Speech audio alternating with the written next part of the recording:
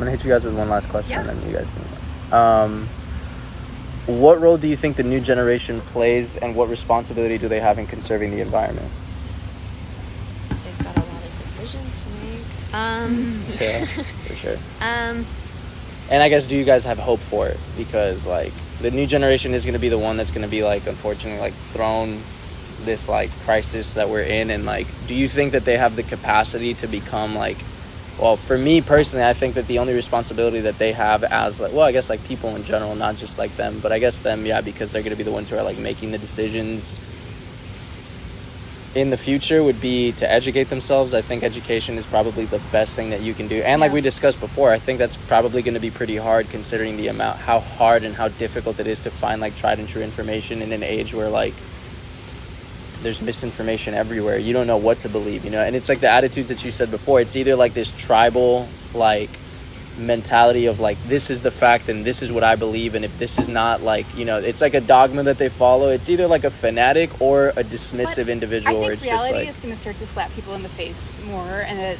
that it's like when all of the sea life has been cooked to death, like, happens not far, I believe it was like the Portland area, completely toxic. yeah, right, or whatever. It's like, full of there will be certain situations that will force people, like to get past that dogma and to get past that tribalism, and to actually have to, like, solve a problem because it's life or death. I really do believe that. Like, I think that, I think people will deal with it when they literally have to deal with it. I have a very, like, not so optimistic view of the future. well, it's real. on the same page. Optimistic Yeah. in the way that, like, I think that life is just kind of fine on its own. I don't really have high hopes for humans, which is fine with me. I really don't, like, I'm at the point where I'm like, and I have a lot of friends in my field of study.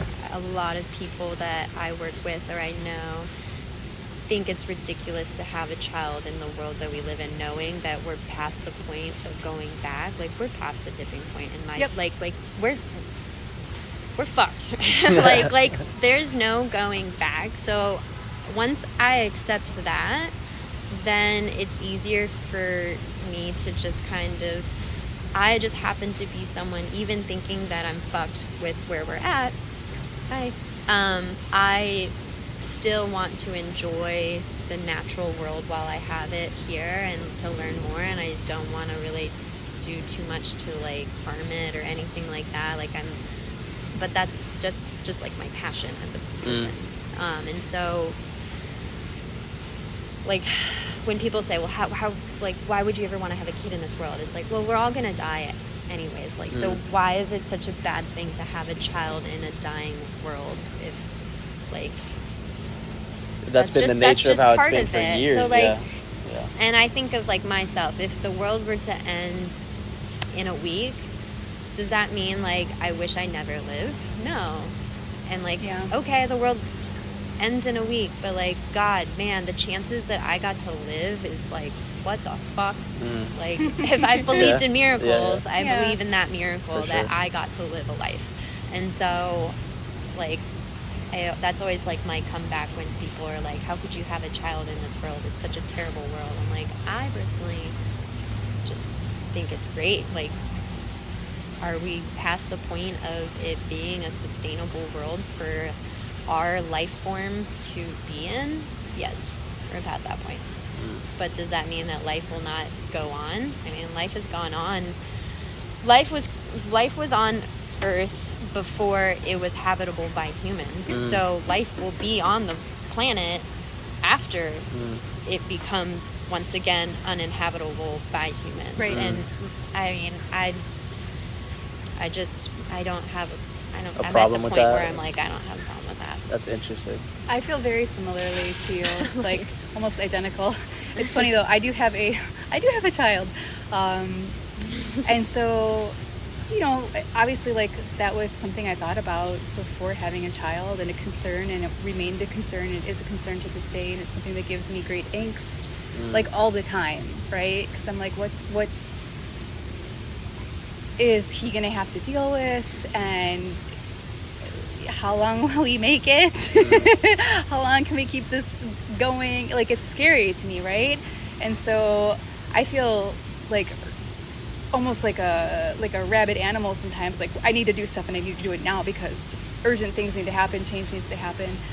I think that as things, like as big climate events, you know, more hurricanes, stronger hurricanes, or flooding, wildfires, etc., like that starts to become, and like, you know, we start to have like climate refugees and movement of peoples because of that, certain places becoming uninhabitable. Like, I don't think that it's incumbent upon this next generation to do it, but I think that if they want to live, that they will, right? For sure. Or and maybe they won't, but they'll die trying. Then I feel like at some point it's going to become very violent. I do too. And people will revert back to their like primal instincts, which are very selfish. And like, I'm going to take what I need for myself and for my genes to pass on, and I don't care about anyone else unless you're going to help me do that. But that's nature. That's literally nature. Well, I feel like that's part of the pain of like trying to be pure at heart in that sense, is like, you know, combating like the primal, selfish, like malignant forces that are in every single human being. Yeah, it is because funny, that's another contradictory view on things, is you're trying to protect nature and be this purist, but at the same time nature is brutal. And that's nature, is to be selfish and just try to pass your genes on as much as you can. Imagine the crazy stuff that your ancestors had to do to survive for you to be here. It's like, I don't know what crazy stuff happened that led to me being here at this point. Like, and if things get so out of control where like society starts to collapse and stuff, like it will go back to being super violent. And that's the best case scenario.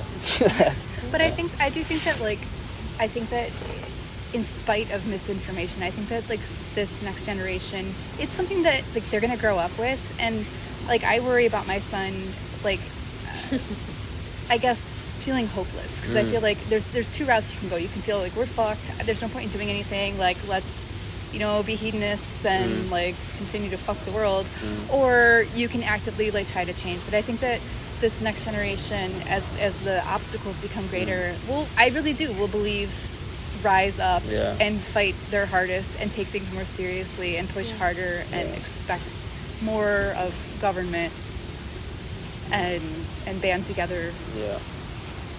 I think a third option as well is just like apathy, like we were talking about before, where it's just like people who are just like willfully ignorant to the like and put their trust in like higher powers that be. If they should or shouldn't is like a different story, I guess, but I feel like that's the route where a lot of people are at today. It's just like complete and utter apathy towards not just the environment, but also like other people's human condition as well.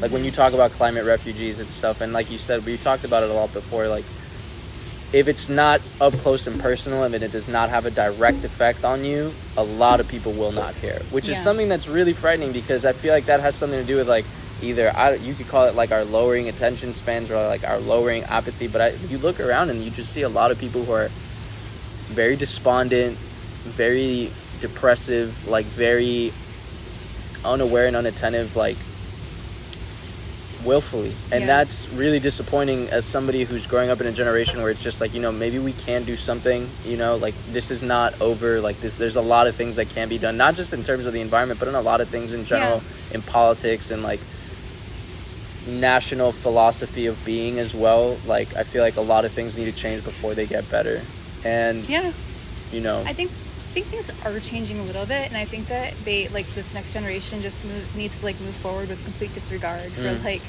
the boomers that have fucked them, right? It's I think that like, you know, there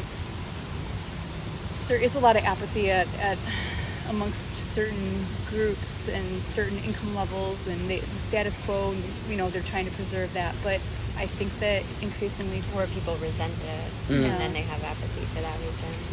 I mean, I think that this generation will learn to just ignore it and to plow forward, because it's not working, right? It's not working, and you see that like like, so we were talking about somebody earlier today that works too much, and I was like, quiet, quit. They need to quiet, quit. But like we see that in China, right? Like that whole society is like structured around like based on social mobility sure. and this and that, and they're saying, what are we getting out of it? And they're like, it's just not working. And I think increasingly like people will do that, and will in various regards to the way that we've organized things socially, politically, culturally, etc., environmentally. Yeah. Jeez. Well, thank you guys so much. It's been interesting. Welcome. Thank you so much. It's a fun topic. Yeah. Yes. Nice to meet you. What was your name again? I'm sorry. Megan. Megan. Nice to meet you guys. I'm Xavier.